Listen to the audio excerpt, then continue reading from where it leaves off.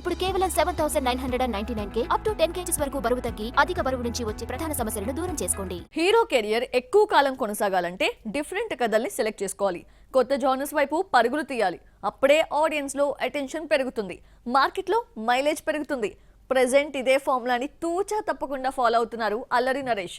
కొత్త జానర్లో different content అందించేందుకు ready అవుతున్నాడు. అల్లరి నరేష్ నంది సినిమాతో సెకండ్ ఇన్నింగ్స్ మొదలు పెట్టిన హీరో. టైం కాస్త ఎక్కువైనా వైవిధ్యమైన కథల్ని సెలెక్ట్ చేసుకుంటూ ఆడియన్స్ ని థ్రిల్ చేస్తున్నాడు. ప్రెజెంట్ ఈ హీరో చేతిలో 3 సినిమాలున్నాయి. అందులో సభకి నమస్కారం బచ్చలమల్లి యాక్షన్ ఫార్ములాతో రెడీ అవుతుంటే మరో ప్రాజెక్ట్ లవ్ జానర్లో తెరకెక్కుతోంది.